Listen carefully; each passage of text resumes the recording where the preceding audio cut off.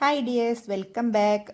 ഇന്ന് നമ്മൾ 5ാം ക്ലാസ്സിലെ മാത്സിൻ്റെ 2024 പുതിയ ടെക്സ്റ്റ് ബുക്കിൽ ഇംഗ്ലീഷ് മീഡിയത്തിൽ ഡിവിഷൻ മെത്തേഡ്സ് എന്ന് പറഞ്ഞ 4ാമത്തെ ചാപ്റ്ററിൽ പേജ് നമ്പർ 40 മുതലുള്ള ക്വസ്റ്റ്യൻസാണ് ഡിസ്കസ് ചെയ്യുന്നത്.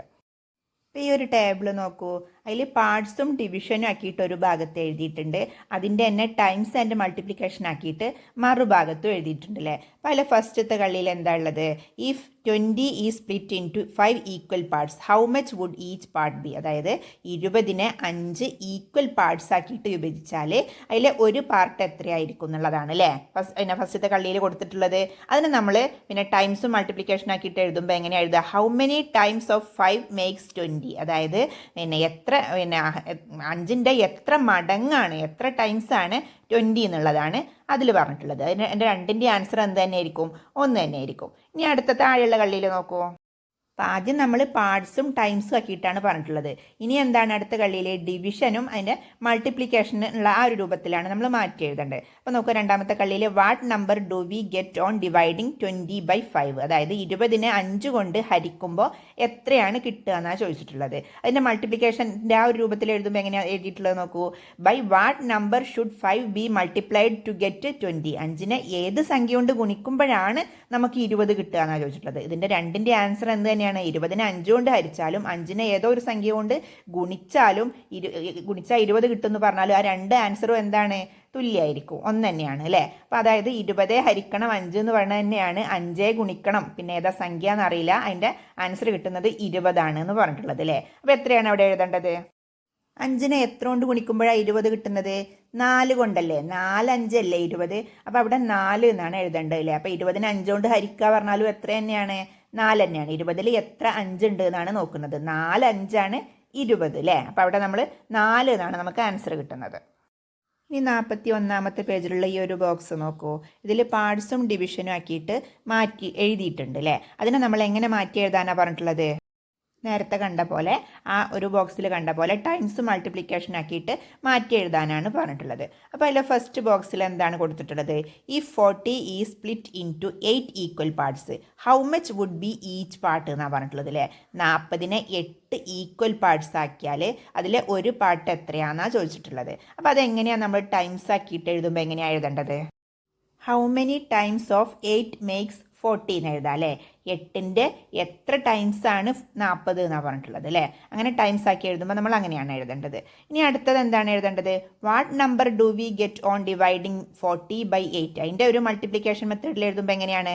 അതായത് 40നെ 8 കൊണ്ട് ഹരിക്കുമ്പോൾ എത്രയാണ് നമുക്ക് ആൻസർ കിട്ടുന്നത് എന്നാണ് ചോദിച്ചിട്ടുള്ളത്. അതിൻ്റെ മൾട്ടിപ്ലിക്കേഷൻ മെത്തേഡിൽ എഴുതുമ്പോൾ എങ്ങനെ എഴുതാം? By what number should 8 be multiplied to get 40 എന്ന് എഴുതാം അല്ലേ. അതായത് 8നെ എന്തുകൊണ്ട് ഗുണിച്ചാലാണ് 40 കിട്ടുക എന്നാണ് നമ്മൾ എഴുതേണ്ടത്. ഇനി നോക്കൂ, അതിൻ്റെ താഴെ 40 ഹരിക്കണം 8 എന്ന് തന്നിട്ടുണ്ട്. എത്രയാണ് 40 ഹരിക്കണം 8 എന്നുള്ളത്? 8നെ എന്തുകൊണ്ട് ഗുണിച്ചാലാണോ 40 കിട്ടുക അതന്നെയാണ് 40നെ 8 കൊണ്ട് ഹരിക്കുമ്പോഴും കിട്ടുക. അപ്പോൾ രണ്ടിനും ഒരേ ആൻസർ ആയിരിക്കും. അപ്പോൾ എത്രയാണ്? 5 ആണ് അല്ലേ ആൻസർ കിട്ടുന്നത്. 8 ഗുണിക്കണം 5 അല്ലേ 40, 8 5 അല്ലേ 40. അതുകൊണ്ട് തന്നെ 40നെ 8 കൊണ്ട് ഹരിക്കുക എന്ന് പറഞ്ഞാൽ 5 ആണ് അല്ലേ. 40ൽ എത്ര 8 ഉണ്ട് എന്നാണ് 40നെ 8 കൊണ്ട് ഹരിക്കുക എന്ന് പറഞ്ഞാൽ. 40ൽ എത്ര 8 ഉള്ളത്? 5 8 ആണ് 40. അതുകൊണ്ട് തന്നെ 5 ആണ് നമുക്ക് ആൻസർ കിട്ടുന്നത്. ഈ പേജിൽ നിന്നുള്ള വേറൊരു ക്വസ്റ്റ്യൻ നോക്കൂ. 6 persons equally shared 48 kilograms of rice how many kilograms did each get? അതായത് 6 ആളുകൾ 48 കിലോഗ്രാം റൈസ് ഈക്വലായിട്ട് ഡിവൈഡ് ചെയ്തിട്ടുണ്ട്. അത് അങ്ങനെ ആകുമ്പോൾ ഒരാൾക്ക് എത്ര അരിയാണ് കിട്ടുക എന്നാണ് ചോദിച്ചിട്ടുള്ളത് അല്ലേ. പിന്നെ എങ്ങനെയാണ് എഴുതാൻ പറഞ്ഞിട്ടുള്ളത്? Write this first as question on parts and then division then rewrite in terms of times and multiplication and find the answer. അതായത് നമ്മൾ നേരത്തെ ആ ഒരു ബോക്സിൽ ചെയ്തില്ലേ, അതേപോലെ ഈ ബോക്സിൽ എഴുതാനാണ് പറഞ്ഞിട്ടുള്ളത്. അപ്പോൾ എങ്ങനെ എഴുതാം? ആദ്യത്തെ കളിയിൽ നോക്കൂ, പാർട്സ് ആക്കിയിട്ട് എഴുതുമ്പോൾ എങ്ങനെ എഴുതണം? If 48 is split into 6 equal parts how much would each part be? അതായത് 48നെ 6 ഈക്വൽ പാർട്സ് ആക്കിയിട്ട് വിഭജിച്ചാൽ അതിൽ ഒരു പാർട്ട് എത്രയാണെന്നാണ് നമ്മൾ ഫസ്റ്റത്തെ കളിയിൽ എഴുതേണ്ടത്. അതിനെ ടൈംസ് ആക്കി എഴുതുമ്പോൾ എങ്ങനെയാണ് എഴുതേണ്ടത്? അതിൻ്റെ നേരെയുള്ള കളിയിൽ how many times of 6 makes 48 എന്ന് എഴുതാം അല്ലേ. 6നെ എത്ര കൊണ്ട് ഗുണിക്കുമ്പോഴാണ് 48 കിട്ടുക എന്നാണ് നമ്മൾ പാർട്സ് ആക്കിയിട്ട് എഴുതുമ്പോൾ എഴുതേണ്ടത്.